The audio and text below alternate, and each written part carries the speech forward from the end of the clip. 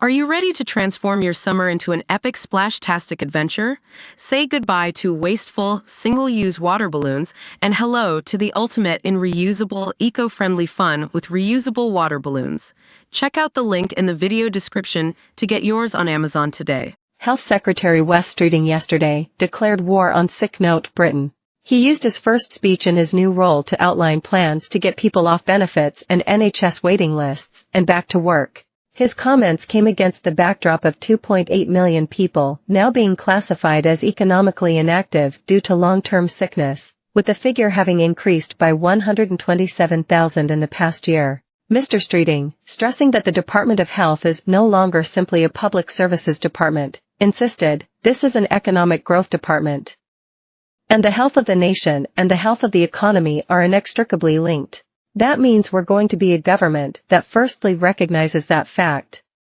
And recognizes that as we get people not just back to health but back to work, that's a big contribution to growth when there are 3 million people off work and off sick." Mr. Streeting said he believes that improving the nation's health and returning the labor market back to pre-COVID pandemic levels could generate billions of pounds for the Treasury and get Britain booming. He stated, "The starting point has got to be we will help you achieve your mission for growth and improve the prosperity and lives of everyone in this country by making sure that we are with you lockstep in driving growth. That is a big shift in mindset and focus and activity."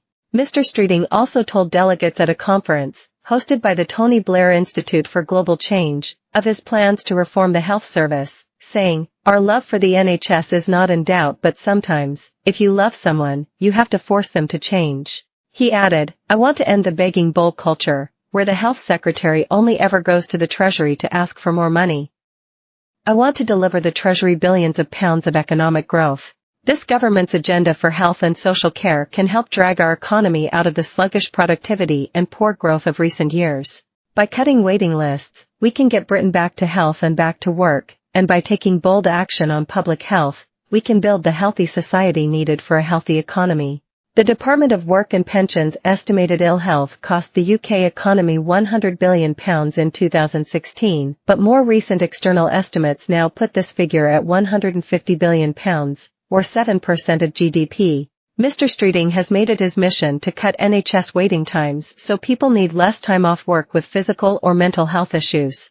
A greater focus on public health is likely to include action to reduce smoking, with the tobacco and vapes bill expected to feature in the King's speech, and new policies aimed at curbing obesity. In a move likely to anger the left of the Labour Party, Mr. Streeting pledged to work hand-in-hand with the private sector to speed up access to drugs and technologies that can improve patient care and make the NHS more efficient. He claimed the government will make the UK a powerhouse for life sciences and medical technology, working to grow research institutions and medical technology firms. Mr. Streeting's speech came just a few days after he said he believes the NHS is broken due to waiting lists. The Patients Association last night echoed his view as they released the results of a survey of 1,210 people that revealed 30% had struggled to access a GP in the past 6 months, and only 28% of those needing NHS care had all of their appointments go ahead as was planned.